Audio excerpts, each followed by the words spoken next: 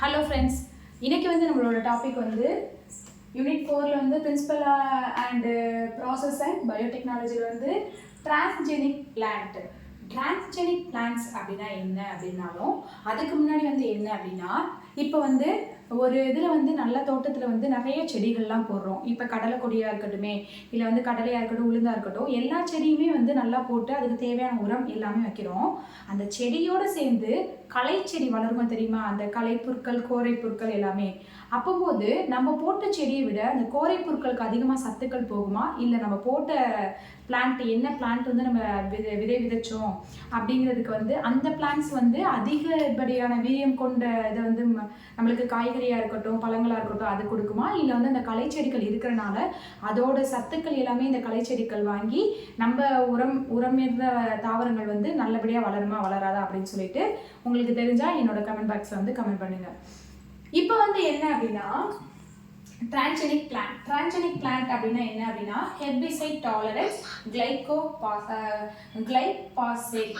இந்த இதில் herbicides டாலரண்ட்ல pasta, insect ரெசிஸ்டன்ஸ்ல பிடி கிராப்ஸ். இந்த இதில் ஹெர்பிசைட்ஸை பொறுத்த வரைக்கும் நம்மள்கிட்ட சொல்கிற டாலரன்ஸ் கிளைபோசைட்.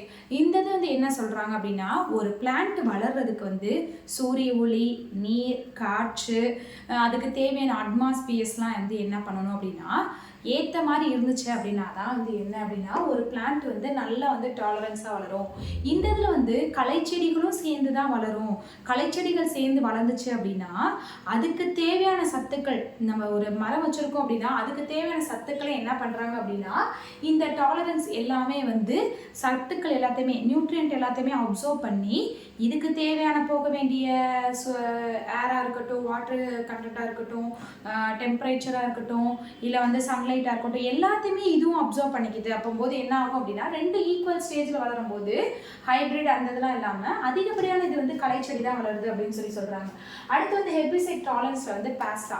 இந்த பாஸ்தா பொறுத்த வரைக்கும் என்ன அப்படின்னா, நிறைய விதமான மண்ணில் உள்ள பாக்டீரியாஸ் எல்லாத்தையுமே என்ன பண்ணிக்குமா, அப்சர்வ் பண்ணிக்கிறது மூலியமா என்ன இது பண்ணாது அப்படின்னா பாஸ்தா அப்படிங்கிறது ஒரு களை செடியோட நேம் தான் என்ன பண்றாங்க அப்படின்னா பாஸ்தா அப்படின்னு சொல்றாங்க.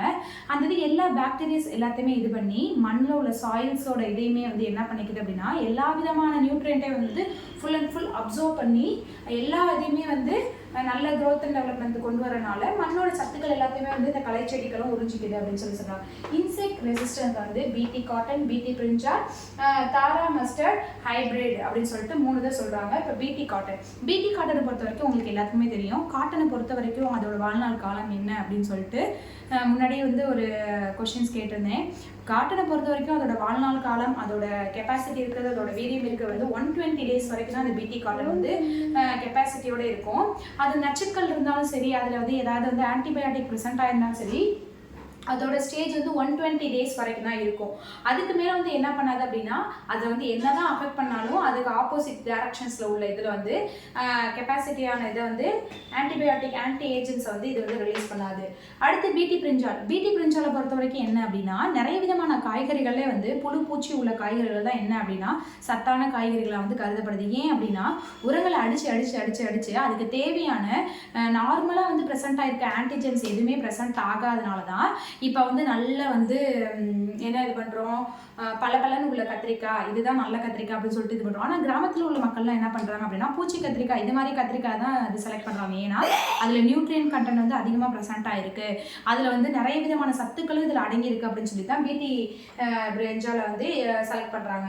அடுத்து தாரா மஸ்டர்ட் ஹைப்ரிட். இந்த ஹைப்ரிட் அந்த தாரா மஸ்டர்ட்னா கடுகு வகைகளை சேர்ந்தது. இது மஸ்டர்டு 11 இதுலேருந்து என்ன பண்ணுறாங்க அப்படின்னா அந்த கலைச்சொற்கள்லேருந்து இந்த தாரா மஸ்டர்டுங்கிறத கடுகு உருவாக்கியிருக்காங்க. இந்த கடுகை பொறுத்த வரைக்கும் நிறைய விதமான மண்ணில் உள்ள சத்துக்கள் எல்லாத்தையுமே என்ன பண்ணுது அப்படின்னா டேக் பண்ணி என்னென்ன இதோட சத்துக்கள் என்ன